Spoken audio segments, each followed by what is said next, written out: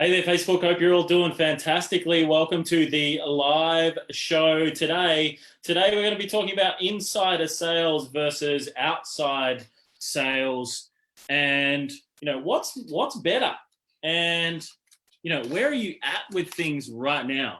So that's what we're talking about today. We're talking about inside sales versus outside sales. What's better, and where's it predominantly done for you? Now, as you guys are tuning in, what I want you to do is share the stream, like and share the stream so more people can hear this information we're going to be speaking about today. We're talking about inside sales versus outside sales, and specifically like what is better and where are you at? Where is the predominant amount of sales that you're doing right now? Where are you doing it? How are you doing it? And I'm going to talk about some of the pros and cons of both today as well, because a lot of what people are doing is they're focusing on just one area when quite simply their business could be doing both or could be running more efficiently by doing one or the other. And they all have pros and cons, right? So for a lot of businesses, this is what we're going to be talking about today and why it's important to have both, and why you should be doing it. What's better, in my opinion? I'm going to be going through some pros and cons today. However, a lot of you might be wondering, what is insider sales? What is outsider sales as well? What is inside sales, outside sales? What is it? What does it mean? Why would you even bother doing it, right? And for a lot of you, you're just focusing on one area, whereas you're missing other areas, and there's pros and cons of both. This is what we're going to be talking about today. Inside sales versus outside sales. What's better, and where is it predominantly done for you?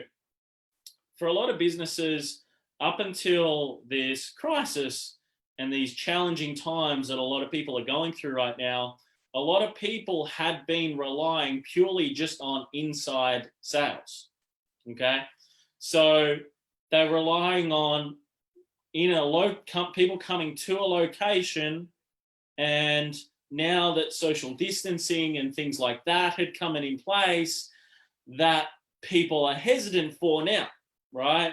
So a lot of people have stopped doing that, and even outside of sales, right? So going to physical locations and seeing people at the moment, a lot of people can't do because of the restrictions and so on that are in place. So like, what's better, and why would you go about doing it? And people have predominant areas that they focus on, right? So that's what we're going to be talking about today, because when you look at it, like, what is inside sales? Inside sales is done remotely, and it's done through the telephone, or it's done through the internet, right? So if you look at a lot of internet type businesses, etc., they're doing predominant of sales over the phone. They're having conversations with people over the phone, and that's been the predominant way of their business. Whereas there's also a lot of businesses that have been caught out by COVID is because they've been focusing on a lot of outside sales, which is where you're physically meeting people in person, you're seeing people, you're speaking to people, you're negotiating in person, people are coming to you, that type of stuff. You're seeing people in person, right? Doing outside sales processes where you're physically meeting with people in person or in their homes or whatever that is, right? And that's why a lot of businesses are sort of where they are right now, because they've been relying on a predominant amount of their process with outside sales processes. And hence the reason why they're staying where they are, and why this has had such a, I guess, call it non-positive effect on their business, is because they've been relying on things to come from just that one source. Whereas all that's doing is just keeping them where they are, right? So we're going to be talking about inside and outside, inside versus outside sales today, and some of the pros and cons around it, what's better. When you look at insider sales, so we're going to go into this now. So insider sales, as I said, is when it's done remotely through the telephone or the internet. Now, there's some big pros of that particular model. Number one, there's no travel time, okay? So that's a pro. which means you can make more phone calls, okay? You can get in front of more potential people, right? By using a inside sales tactic. You've got more ability to be able to be on the phone. You've got more ability to be able to be in front of people. You've got more ability to be able to fit more conversations in. If you've got hour-long phone calls that you're doing with people at the moment, right, then hour-long appointments that if you're doing outside of stuff and you're meeting people in person, is usually in Perth, there's a half-hour drive to them, there's a half an hour drive back. So there's like 2 hours for each appointment.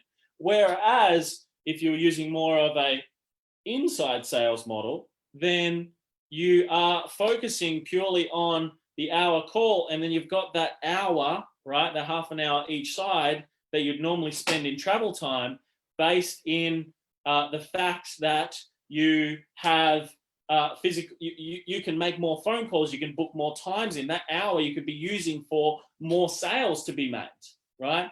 Whereas with an outside sales model, you've got that travel time. So you eat out of that travel time just by having an inside sales process and doing more insider stuff. Now, that's the inside side. Then there's the outside sales model where you're physically seeing people in person, things like that.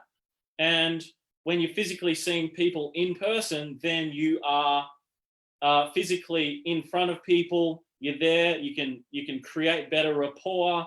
You can physically see people, see their reactions through the sales process. You can basically look them in the eye, everything like that. There's less distractions because you're right there in front of people. And you can buy coffee, you can get water for them, things like that. You can create more sort of reciprocity and things like that throughout the conversation just by doing it in person, right? So the in-person stuff or the outside sales model is, I would say, it can be more effective as well, right? Because you're in person, they're real, they're a real person, they're somebody you're having a physical conversation with, right, in person. They're a real person, they're good at what they do. You can judge their reactions. You can tell a lot more about a person by sitting in front of them, right? And it's a great model, right? So when you look at it, the pros, like you could have a higher close ratio by being in person with people and doing sales in person, as in with the whole outside sales person model, and it can work more effectively, right? So when you look at the two, it's like there's pros and cons of both models. The cons of an outside sales model is when you're seeing people in person, there's travel time. There's, there's also the fact that if people are coming and seeing you in person, right, there's the fact that they could go, I can't be buggered driving there today. Okay, so there's that model there as well. So when you look at the outside sales model, it's like people coming to you, seeing you in person, there's travel time. So there's time there, time being the most valuable resource. Half-hour travel time to an appointment, back from an appointment. So all up, you've got 2 hours worth of travel time on each side of each particular appointment, right? And you're not physically in the office or anything like that. So you miss out on work time because you're driving. You can't make calls and things like that when you're driving. Whereas the pros and cons of the inside model is, like you're on the phone, you're going to, the pros are that extra travel time you can use to make more calls. That extra travel time you can use to have more appointments. That extra travel time you can have, you could use more effectively by planning your day better, all through that inside model. So then the cons on the other side is you're speaking to people over the phone and you are not physically looking people in the eye. People don't know who you are. Are you a real person? Where are you based? Are you in Perth? Are you not in Perth? Are you outside of Australia? Are you inside Australia? All these different things that people have in their mind, so can bring more objections, okay? So both models have their pros and cons. So when you are drafting your own sales process for your business, you want to be thinking, okay, how can I have parts of both? So for a lot of coaches and consulting type businesses and service-based business owners, they will have physical locations, right? So I would suggest giving your clients options, okay? Now, if you were to run like an inside sales model, what is going to be the most effective way for you to still have the outsider feel, however, also have the benefits of being able to get more done during the day, less travel time, etc., and have more of a remote model as well. And this is one thing that we've been talking about a lot through the property industry at the moment as well, because the property industry is so used to going through and doing things in person, right? Which is an outside sales model. And then they do very small amounts of it remotely in terms of their follow-up, their contract sending, this type of stuff as well, okay? So how do you have a perfect mixture of both? Couple of things. My personal opinion is using predominantly with your sales process, using an insider model is perfect. Reduces the amount that you're spending travel time, allows you to get more done. But if you really tune in your sales process from an insider sales model, which is a remote sales model, it's going to become more effectively. You'll generate more revenue. You'll be more productive. You'll get so much more done during the day. Your business will grow more effectively, and it will be less cost because you can run it remotely. You don't necessarily need people to be in a certain location. Okay, so using that insider sales model is, I find, more effective.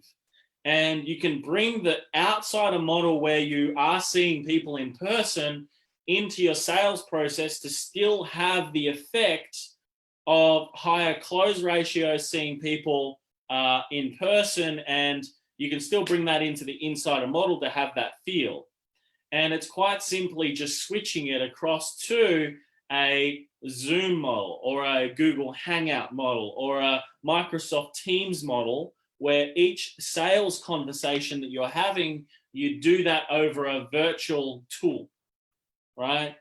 Which gives you the feel of having a outside model remotely or virtually, okay?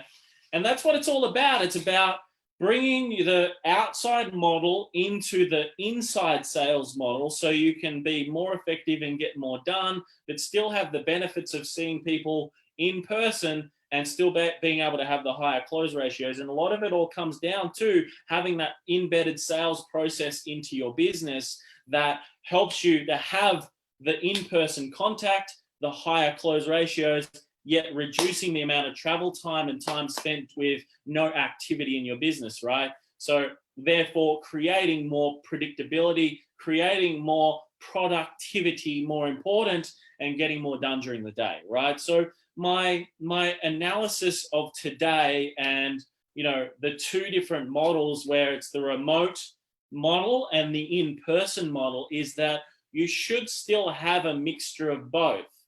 However, that mixture of both, you should still meet people in person from time to time, right? My opinion is use the remote model or the insider sales process model, right? Have that remote model, yet also have that element of the in-person where you meet people on Zoom calls, etc. The main thing is about tightening up your sales model. And we just did an awesome interview last night, myself and Serena, my business partner. We did an interview with JT Fox, formerly world's #1 wealth and business coach, serial entrepreneur, property investor, investor in businesses. We interviewed him last night. We were talking around marketing, right? And he was talking around marketing, and he's talking around like it's, you know, marketing is a way to get a lead.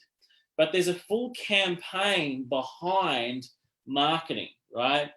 It's great to get leads, but it's like, how many of those are converting? How efficient is that campaign working? What's the quality of business that's coming from that, that's then turning into sales for the business. However, it comes with this whole model that I'm talking about with today, like the pros and cons of these models. Because up until today's date, his model was live events. He cannot run live events anymore because of social distancing, what's happened in the world right now, and you got to adapt your model to this. And the only way to adapt it is to understand the insider sales model and the outside sales model, the pros and cons of both, and how you can work most effectively in today's climate. And the whole idea of today is to go, okay, cool, there's pros and cons of both, right? There's the inside sales model where everything's done remotely and people then have the skepticism of the internet. They don't know you. You're just speaking to them on the phone. They can't see you. That's the remote model that people have run with that has worked really, really effectively. Okay, it works incredibly effectively. But how do you go about bringing both models together to still run effectively, to still get you a result from your marketing, and to continue to get you a result in terms of sales for the business? And welcome to the call, Fraser. This is very relevant for you guys as well in the property game, right? And it is about making sure that you've got an element of both inside and outside sales models in your process to be able to counteract the marketing campaigns that you're doing, right? Because marketing is a campaign, and continuing to work to get the result, okay? And that's what it's all about. Marketing is campaign driven. Marketing is process driven. Marketing is not all about lead generation and getting leads, right? Because anyone can get leads. It's the other working pieces that's behind that. Our sales team were up last night working at 7, 8 o'clock at night, doing what it takes. So we asked JT and we'll share a little bit of this interview coming up soon as well. And this interview, a lot of you will really need to hear, because there's some truths about marketing that you guys have all got to hear, right? It is like the people that you're going to at the moment for lead generation assistance, there is more to the process. There is, and that's what we spoke about in like nothing's guaranteed in marketing, right? That's the reality.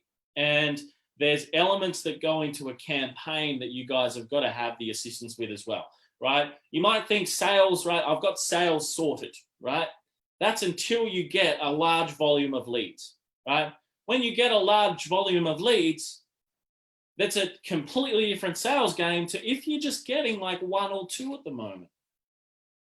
And it's funny, right? I look at the most engagement in a lot of videos that we do. A lot of the engagement is around marketing, leads, how to get leads, all this sort of stuff. Then when it comes to sales and talking about sales and different things like that, there's not as much engagement. And it's really these particular ones that people need to make the most effort to be able to listen to, because they're the ones that, until you get a large volume of leads to your business, aren't relevant. However, it's something you got to sort first. It's something that is more important to be able to close more deals and grow your business, right? Leads are great. Leads make sales. However, if you've got a good sales process, the more leads that feed in, the better the sales that come through. And that's one thing that we realize, and that's why I want to share all of this type of information with you guys as well, right? Not only talk around lead generation, growing a bit, all this type of stuff. I want to talk about sales, the different elements of sales. Today, we're talking about the different elements: inside sales, remote sales, compared to outside sales, which is physically meeting people in person. How you can bring both of the statistics together to be able to create higher conversion rates, to be able to create better relationships, to be able to create more trust with your prospects, to be able to create more revenue for your business. That's what it's about. Having an element of both. That's what it's about. Inside sales versus outside sales, bringing that together so you can have a happy medium where you're more productive, you are getting more calls done a day, you're seeing more people. What happens when you see more people? You make more money, close more deals, generate more revenue, and grow.